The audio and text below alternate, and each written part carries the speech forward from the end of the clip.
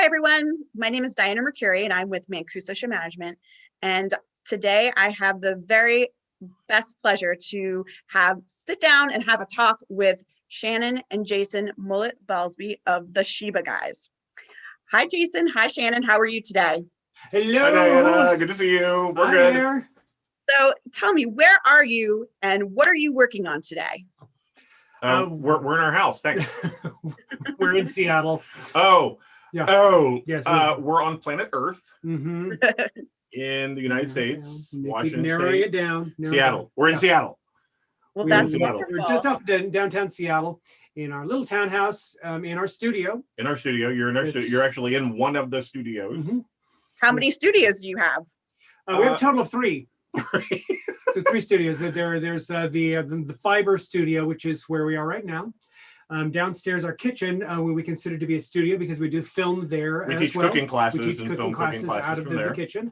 And then the basement is where the real magic happens. That's where Whatever. Photography, graphic design, book layout, all that stuff that you see, that's all him. And that's where That is amazing. So yeah, we do a lot of stuff. Well, yeah, there's no room for us to actually live here. Right. No, you just have the bedroom and then the actual all of the work areas. Yeah, We like the work areas. we like rent a bedroom from ourselves so that we have some place to sleep at night. And store the rest of the stuff. Well, I know, in talking with you before, I know that you both have super interesting and eclectic backgrounds. Can you please tell me, and it sounds, between photography, cooking, and I know there's a ton else. Can you please tell me a little bit about that, your backgrounds? Shannon, why don't you start first? Oh, okay. Lord, yes, me. I was going to make him start. In 1967, I was born. Okay, we should go further than that. I grew up on a cattle farm in southeastern Ohio.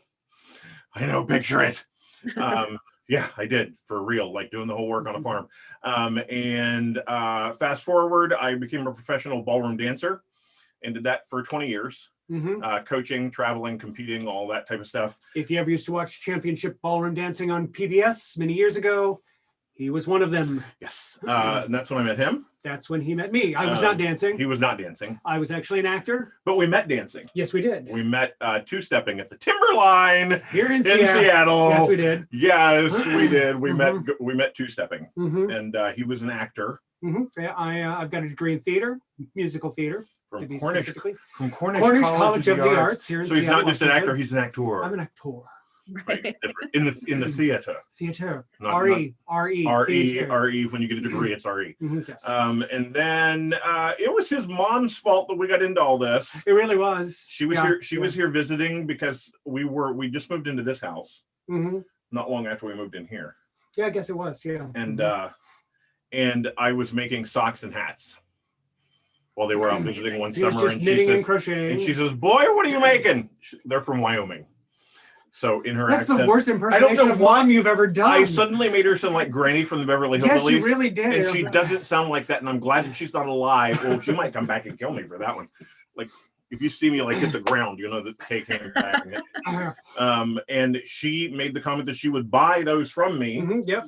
And I was like, I'd buy that. And she was a maker. She was a maker. She, and so I thought, if my mother-in-law likes it, maybe other people will too. And we started out selling at craft fairs. Yeah, we did to give it a try. Just a couple of craft fairs around the holidays, that Christmas. And you were still working a full-time job. Oh yeah. Yeah. Because somebody had to make money.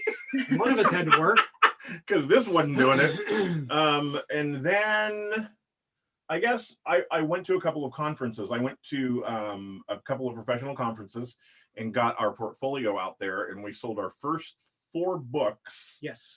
At that first conference. They just bought a series from us and started in magazine work. And the next year we had our first cover. That's amazing. Magazine cover. It was crocheting. So that was all crocheting and knitting. And we had wanted to get back into sewing because we both grew up sewing. Yeah. And I grew up crocheting and knitting on top of all that. But both of our families, if you wanted to eat, you had to learn how to cook. You pretty much did everything. You were expected to participate. Yes. Right. And so so we just started morphing all that together. Our actual first business together was called the Lazy Locavores. The Lazy Locavores. Yes. And we got into the 100-mile diet, where you only eat stuff that was grown within 100 miles of your house. Oh. And which in this part of the country is fairly easy. It's not, and where you're from also, it's not that tough. I mean, there's farms really, really close to here. And then we started growing our own food, and we started teaching other people how to grow and can and preserve small space and gardening cook. And it turned into heritage skills, things that people have forgotten how to do: sewing, crocheting, knitting, spinning, weaving. Right, because we do all of that. And so we started teaching all that stuff, and now here we are today. Yeah, it just kind of bloomed from that. I mean, that's amazing. That it really is an amazing journey, going from, simply just knitting and crocheting socks to being the Shibaguyz. Yeah. I think my favorite part was when I called him and told him that I quit my job. No, my favorite part was when he called me from that first conference where he sold the first 4 books. He picked up the phone, dialed it, called me and said, "Oh, by the way, you're a photographer now. You're a professional photographer now." Click. And then I left a voicemail and just left it that way. I had no idea what he had done to me. I had no clue what was going on. I'd gotten him the gig to actually photograph them. Right. Well, it's such a great thing, and you have so many talents, and you can bring so much to probably all of your classes that have to do with textile art, because you have such a rich background. But I got to talk specifically about why you're called the Shibaguyz. Do you want to? Sure. So they're asleep here on the floor. Yeah, I've got one here. We have 3 of these. Bye bye. Oh, And, these are the Shibas. so cute. That's one of the 3. Yeah, say hi. Yeah, I know. Yeah, he's not happy to be being woken up and picked up. These are Shiba Inu. These are Shibas. We have 3 of them. And so that's where the Shiba guy. Yeah, when they're really young, they're little bitty things, and then they look like stuffed animals. They look like teddy bears. They do. And if you try and walk them like through a farmer's market or through Tiffany, like we used to take them, Nordstrom, people get to know them before they ever saw these faces. Okay. It was all about them. The first time we took them to the farmer's market, well, we didn't take them. First time we didn't take them to the farmer's market. We had people go, "Hey, you, aren't you the guys with the Shibas?" And thus we are the Shibaguyz. That's we bought all the domain names and registered them and did everything that we could, like, immediately. Perfect. And so you have had them since they were those little puff balls. Oh yeah. Oh yes. How cute. Yeah. Oh my gosh. We have these 3, and then our breeder. We would go out there and we would take 2 or 3 of her puppies back here with us, and we'd get them into the city and socialize and get around sounds and noises. So it was usually 2 or 3 times a month that we would have multiple Shiba puppies. They never really did the same 3 or 4 twice. That's amazing. Our brood, and then a handful of others. Right. Well, I hope they don't mind the sewing machine going and the constant, teaching and lecturing in your room. Oh no, they don't mind. I mean, they just rent space to us, actually. Really, right. That's what it's all about. When you live with Shibas, you live in their world, and that's just the way it is. Atlas, the one that Jason picked up, will decide. Our Bernina is right here. Yeah, the big. Okay.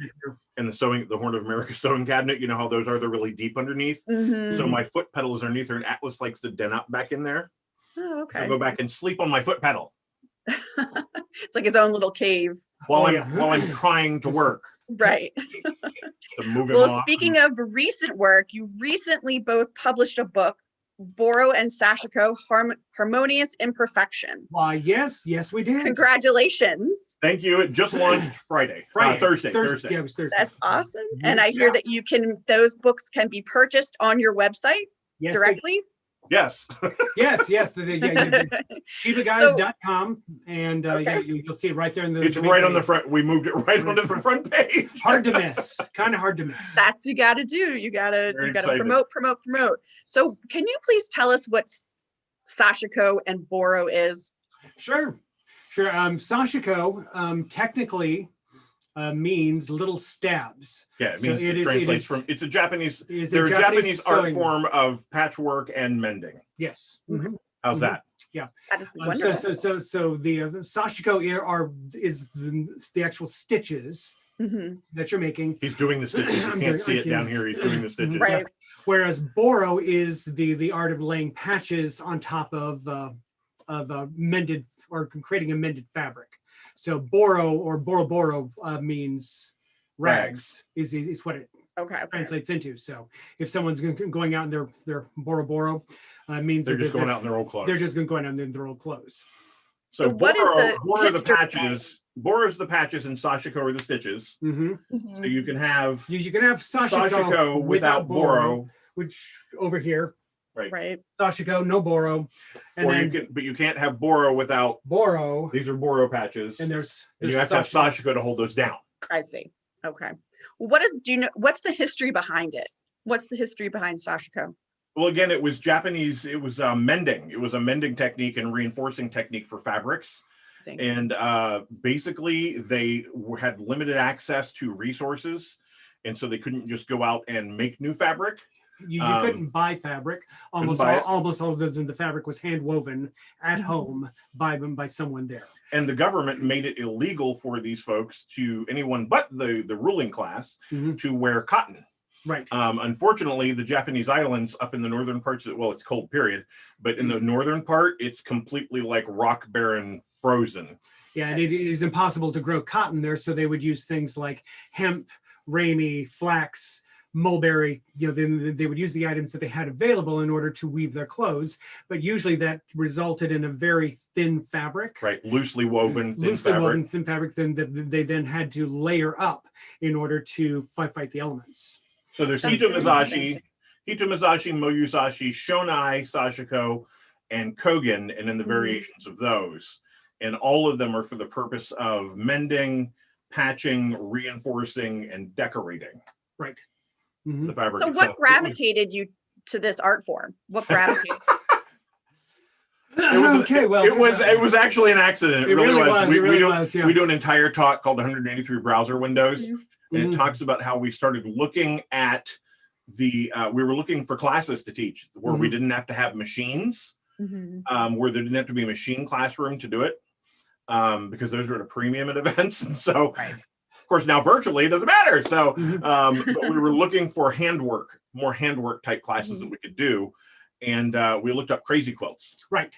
Because we both come from a quilting background, and we were doing English paper piecing and hand quilting. And crazy quilting being something that you can just grab another piece and then start sewing on. You don't have to have. Great for scraps. Yeah, you can just take a small bits and pieces with you wherever you go, and you can do some work. But we don't teach a crazy quilt class, and our book isn't about crazy quilts, because we found this vague reference academic research paper referencing crazy quilts being inspired by mended Japanese fabrics from the Philadelphia Centennial Exhibition of 1876. Did I get it right that time? That's the first time I've ever gotten that right. Applause, everyone applause. That's amazing. Yeah. Yeah, and so we went back and found the PDF from that event. A PDF of the program, I kid you not. From 1876, from the Purchased it from the Centennial. archives. He turned it into anyway.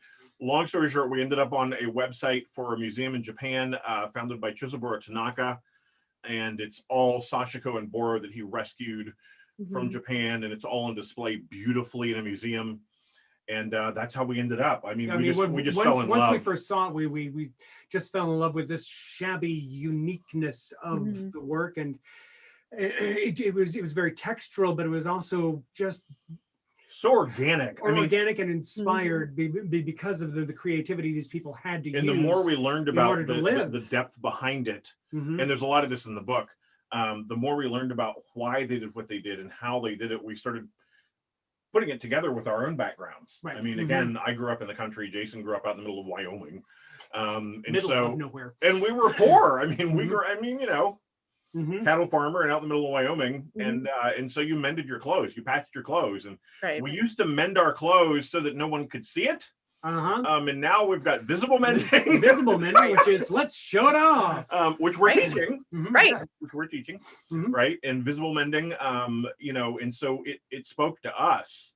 And as far as the hand quilting aspect of sashiko, particularly shonai and moyuzashi sashiko, it just reminded me of the hand quilting stuff, the big stitch quilting, and black work, red work, stuff like that. It just reminded me of all that I grew up doing with my grandmother and her sisters. And so we felt this connection. We felt this really big kinship to the people who used this and why they did it. And it stuck. And it's been 3 years, I think, a little over 3 years of just like really deep dive into this and studying. We got a chance to research at the Seattle Art Museum, Seattle Asian Art Museum, and take a look at their pieces that they had in their archives and study from those and learn more about the techniques. We watched the videos online of some really great Japanese teachers. I got to ask them some questions and contacted them. Even got some of their handwritten manuscripts. Yes. That's great. Yeah, photocopied versions of their handwritten manuscripts. That's amazing. That really answered a lot of questions for us. So well, we're still going. We're still great, yeah. We're still researching, and we're teaching more and more. Teaching, that's right. We're teaching the sashiko classes. I think at Create we're doing hitomasashi and moyuzashi. Yes, we are. And then at Mid-Atlantic we're doing the deeper dive classes. So those are the more advanced stitches that you can. That's start. correct. Yes. Yeah. So, and then you're also doing a visible mending class, you know, on Saturday during Create DIY. Yes, we are. And visible mending is really, I mean, we got so much further into it. We made fun of visible mending. I mean, the irony, right? Yeah, we made fun of it because it was like, isn't that just fixing your clothes? Isn't that just fixing your clothes? What are they calling visible? Fixing your clothes. When we first looked it up years ago, I was like, this is just fixing your clothes. Why would I ever show that? I mean, when we first got married, we were talking about this earlier. When we first got married, we were poor. I mean, poor. We weren't just poor, we were po. I mean, like counting your change in a jar, poor. Right. And as happens, everyone does. And we used to have to fix our clothes, you know, darn your socks, fix your pants, you know, that kind of thing. Yeah. And we always hit it. You know, we tried to use those types of techniques, but now it's like it's decorative and there's an actual art form to making it look good. And we fell for it hard. And it was Sashiko and Bora that did it. Yeah, we really did inspire that as well. So we started studying. You have those samples? Do you have those samples from the Mid-Atlantic classes to show? You mean those from Mid-Atlantic? Yes, those. Right. Yeah, from the Mid-Atlantic classes, it's a deeper dive class into moyuzashi. Moyuzashi, specifically the Asano Ha pattern. This stitch pattern. It's called hemp leaf. It is considered to be good luck. It is. So we need some luck. We need some luck. Yes, I know, right? So we teach you first of all how to draw. Drawing it is the hardest part of this. Drawing this one is the toughest part, Mhm. and then the second toughest part is the order of operation Right. to get it to come out correct. There are rules. The one thing that we learned the most is that there are rules when it comes to sashiko. There are things that there are techniques that you should follow in order to get the best results out of it and the most beautiful results. And so we teach that in the classes. Again, we're teaching them you get the basics of everything at Create. And then go take these classes. So there's the moyuzashi, the deeper dive, and the deeper dive for the hitomasashi is actually this technique, which is a combination of hitomasashi and surface weaving with needles. Right. Very cool. Yeah. So we teach you how to. And you can see it even, it's on this yellow piece right back here. You see from a distance how it just looks like textile. It just looks like surface design. And it really is. It is actually how to set up, how to draw, how to set up, and then how to actually do the weaving so that you get this 3D effect in different colors on the surface of your fabric. Yeah. So that is so neat. That is it's really there's a whole branch of sashiko and bora that's now being done by modern textile artists, right? And it's all modern sashiko, modern boro, and of course we dove hard into that. I mean, our aesthetic is kind of it goes all the way from traditional quilting and handwork into the modern quilting world, as you can see behind us. Right.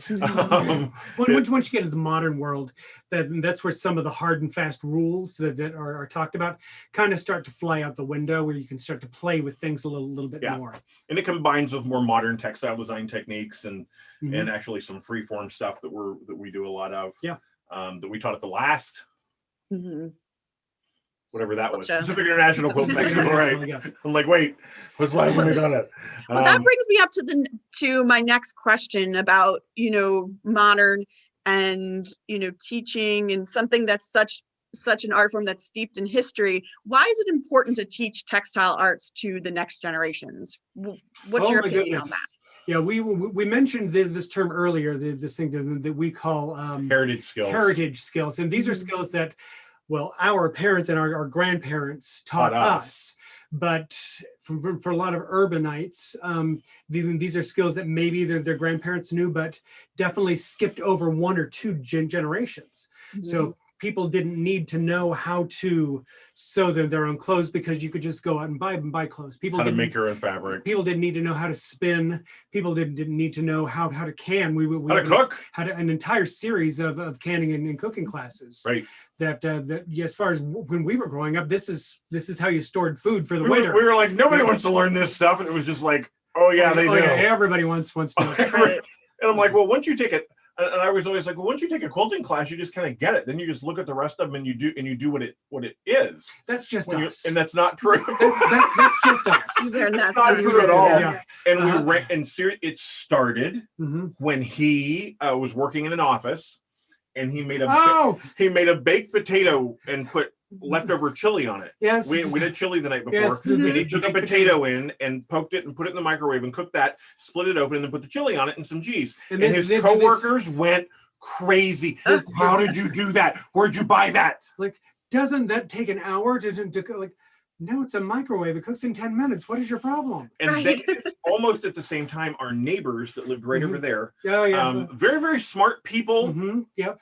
degreed folks who know things about stuff and things. Yeah. And didn't know how to make a red sauce for spaghetti. Yep, just couldn't make a basic red sauce. So she got the Trader Joe's cookbook, which told her exactly where in Trader Joe's What to go. aisle to go down what and get aisle the to go things, to get which is a great idea. It's a great idea. But we were like, there's something here. Right. They're kind of missing. That is true. Don't know these things, and really, when it, not just cooking and canning and preserving and growing food, but There's then a it was whole line of skills. sewing and the mending and making alterations to clothes and even making your own clothes from scratch with the crocheting, knitting, sewing. It was. Well, so you mentor some artists. Yes, That's we what do. you We do. do. Mhm. We Yes. also So gotta accidentally you go had into told me that, too. before you had mentored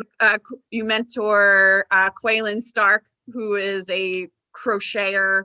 Well, he does like a million things He's a too. textile artist. Yeah, He's definitely a textile artist. He's a multi-textile artist, and as well as Neil Cameron. Can you who's tell me a another little bit? textile artist. Yeah, Right. Can you tell me a little bit about the spectrum there? what what brought you to mentoring these artists and why that's important?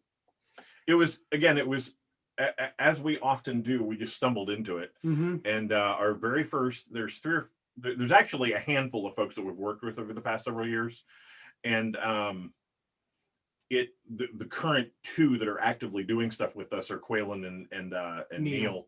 And we basically didn't want them to ever hear the things that we heard when we started in the industry. Right. When you start in this industry, there's no template, there's no blueprint, there's no degree that you can certainly go get degrees in garment design, Right. in textile arts, and fiber. You can get degrees in these different things with concentrations and different stuff, but there's nobody nothing, teaches you, the basics of how to actually do it in this. how to make a living, how to make a living out of it. And furthermore, the first thing that we heard over and over again was, well, that's not how it's done. That's not how it's done. Well, this isn't how we've always done it. And let me tell you, infuriating. I mean, flames on the side of my face. It's my Madeline Kahn moment. But it just, nothing will tick me off sooner than somebody who says that to a young artist. And we weren't young. We were young enough. We were younger. We were young. I was younger about an hour ago, but anyway, we were much younger. No, you really weren't. I wasn't. and these folks that we started seeing are folks that really had talent and had desire and something to do. And they're like, yeah, I just don't. They were running into the same obstacles we did, and we were just like, you know what? That's some BS right there. We're not watching other very talented designers for whatever reason they were being told no. Some of them it was because of the color of their skin. Some of them it was because of their gender identity. Some of them it was because they were part of the LGBTQIA community, and the industry typically isn't really friendly toward those types of folks. What we were always told was, well, we don't know how will explain it to the more conservative folks in our industry. And I'm just like going, how do you explain what? Then don't explain it to them. Right. You know, Just and so we wanted designers who wanted to actually do the work that it takes to make a living in this. Because it's not, this is not the kind of life that you can just sit back on your heels and just let the work come to you. It does not happen. There's a lot of work that has to be done from your side to make it happen, and it's not. We're interested in doing that, and it's not inherent in any way. Right. I mean, people don't know just how to run a business, accounting, how to do outreach, how to follow up, how to do things. I mean, nobody's ever taught that, and so they think that if I just make pretty stuff and if I just make good product, then the work will come, and that's just not the way it works. So we try a little bit of opening doors, getting them up to speed so that we can open the doors, and then it's their job to walk through. I mean, mentoring these folks is never about forcing them to follow a certain path. Nope, it's about helping them be whatever they want to be, and then go as far as they want. And some of them go, okay, this was great, I'm going off this direction. This is great, this is great. And we've had them go on to be successful just doing different things than what we do. Right. And that's great. Neil and Quaylen, we ran into Quaylen online, and started, reached out to him and said, dude, you got talent. And he was trying to do some stuff, and now he's making did you see his Instagram yesterday, the cat thing? Anyway, he made that for a rapper. If you looked through again, that was a commission piece for a rapper. That's amazing. And so she's going to wear this thing. I mean, we call him our wild child. He's our wild daughter. Yeah. Well, I think it's really nice that artists like Quaylen and Neil have you to not only to look up to, but as a hearing board, a sounding board, and there. That's yeah. You nailed that, because most of what we do is them just going, so this, and it's like, yes, right. If that's you, yes. Absolutely. Or so sometimes it's a lot of times it's I wouldn't do that. Right. Yes. But it's never no, but it's I wouldn't do that, but that does not mean that you should not. Right. Right. And we introduced, look, we took a chance to introduce Quaylen to you, and now Quaylen's teaching. He's taught. We're very excited. He's taught for other things, and now, he's thrilled to be able to teach it at Create DIY. Oh, yeah. So, and we're thrilled to have our team represented so heavily there. Yeah. So. Well, just to wrap up the interview, we have this image up that we would like you both to explain. I believe this is an image of Jason at a spinning wheel in the middle of a field. Oh, that one. Yeah, that's the one you picked? Yeah, it is. I didn't know what he picked. So can you explain this image? Okay. Right. So that was an image for Ply magazine. Y'all know that one, right? It's the Spinners magazine for hand spinners. And I know that you are familiar with Katrina Walker. She is a sewing teacher. She's a sewing instructor. Now, what you might not know is that Katrina lives on a sheep ranch. Right. She is a rancher. She is the world's most glamorous shepherdess. We call her. Yeah. And we met her through a teaching platform that we were both teaching on, and it was a mutual admiration society. Fell in love. Yeah. Instantly. Friendship. We ended up teaming up with, long story short, we ended up teaming up with her and doing a flock to fashion piece. And For it Ply was, Magazine, it was we picked one of Katrina's sheep. She took the fleece, had it spun, or had it died. processed, Yeah. died, sent to us. Jason spun it, and I spun designed everything. and crocheted the piece. Mhm. And we each, Katrina, Jason, and then I and Jason wrote about each step of the process, and it was featured in an article in Ply Magazine. That photo is in Katrina's pasture. Right. So it's called Rose Butte Ranch, and if you know that part of the state, it's Eastern Washington. There is literally a giant cliff, a butte. So her property goes this beautiful long Goes and then boom, Wow. right on the edge of it. It's and just there's a stunning. state park and waterfalls and stuff. I mean, she lives. I mean, seriously, Beautiful. So we're out there in the middle of that, and there is a storm coming over the bluff. And the storm ended up knocking out all the power. There was flooding. I mean, that night when we were in the middle of it, we were like fearing for our lives. That's how bad the storm was. And here's Jason going, no, get down on the ground. So I am laying on the ground in sheep doo-doo. Oh. Him. Me. Normally it would have been me. Look, people. But Me. Shannon doesn't spin, so it had to be me doing it. Yeah, I'm not a spinner. I do drop spinning, but I do not understand those wheels. And so I'm down on the ground in sheep doo-doo with a thunderstorm, lightning. It looked like something out of a horror film. So like you can see the lightning over the cliff. And I'm like, we're gonna die. No, just one more. Let's just make sure we got it. I'm gonna die with sheep doo-doo in my hair. That's what I thought. I really honestly thought that.